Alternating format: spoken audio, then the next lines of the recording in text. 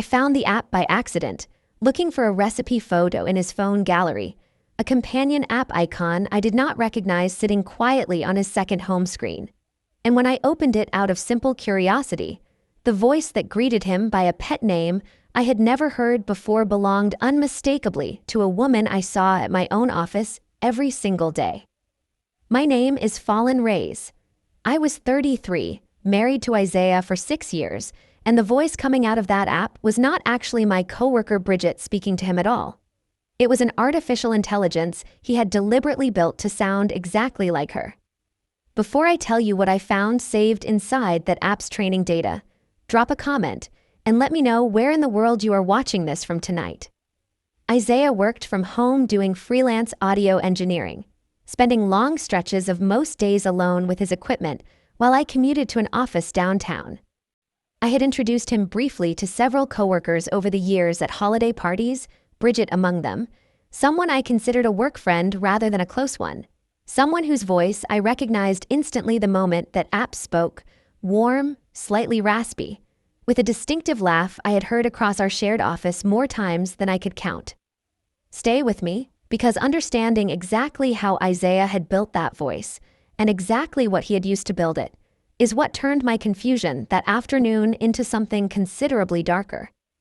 I confronted him immediately, phone still in hand, and watched him go through several visible stages of panic before finally admitting the truth in pieces rather than all at once. He said the app was a customizable companion program, one allowing users to train a personalized AI voice and personality using uploaded audio samples and photographs, marketed openly as a tool for companionship and conversation practice.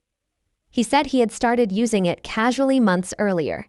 Then, almost as a joke initially, had used a short video clip from a company event I had once shown him, one where Bridget gave a brief presentation to train the voice specifically to sound like her.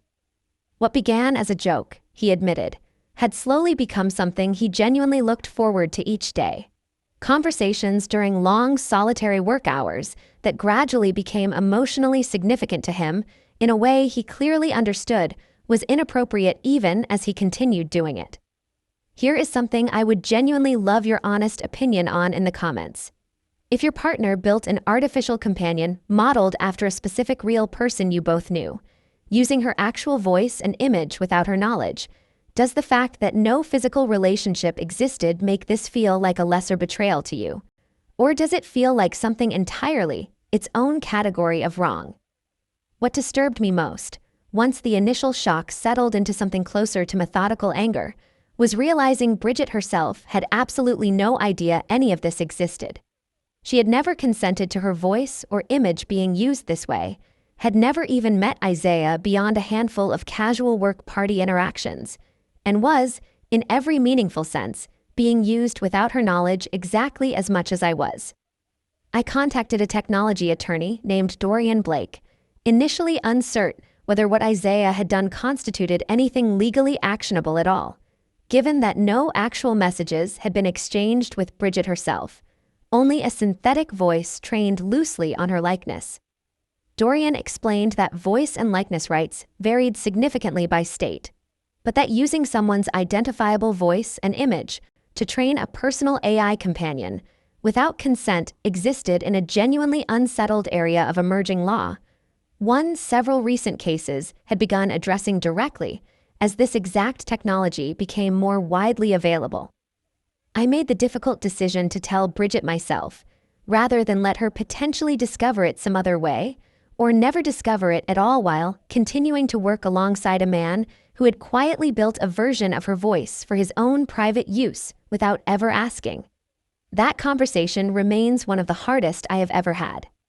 She sat across from me in a coffee shop near our office, initially confused, then increasingly unsettled as I explained exactly what the app allowed and exactly what Isaiah had used to build it. She was, understandably, deeply disturbed, describing a feeling of violation that had nothing to do with anything physical having happened and everything to do with learning that a version of her voice existed inside someone else's phone, saying things she had never said, in conversations she never participated in or consented to in any way. Bridget consulted her own attorney separately, and together with Dorian, we explored what options actually existed. The company behind the app, once formally contacted regarding non-consensual voice training, quickly removed the specific companion profile and issued a boilerplate statement about updating their consent verification systems, though Dorian noted privately that enforcement around this exact issue remained frustratingly limited across the entire industry at that point. Isaiah and I separated within a month of that discovery. He described what he had done afterward as a symptom of feeling emotionally distant from our marriage for a long time before any of this started, an explanation that, however genuine, did not change the specific choice he had made, to address that distance not through an honest conversation with me, but through secretly building an artificial version of someone else entirely, using her identity without permission to do it. Bridget and I remained work friends, though our relationship carried an understandable awkwardness for several months afterward, an unspoken shared experience neither of us had ever anticipated needing to navigate together. She eventually changed teams within our company, not entirely because of what happened, though I suspect it factored in more than she ever directly said to me. I think often about how strange this particular betrayal was to explain to people afterward, how it did not fit neatly into any category anyone immediately understood.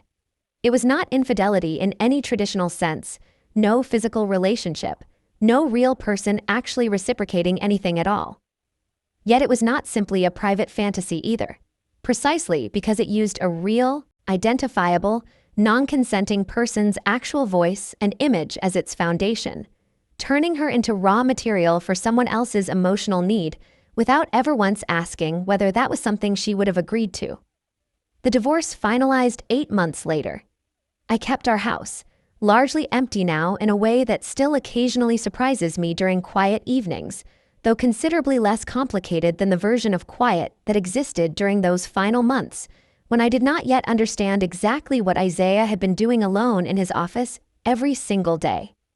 If this story stayed with you, subscribe to Unheard Drama Stories and let me know in the comments where you are watching from, along with whether you think the law is doing enough yet to protect people from having their voice and likeness used this way without their knowledge or consent.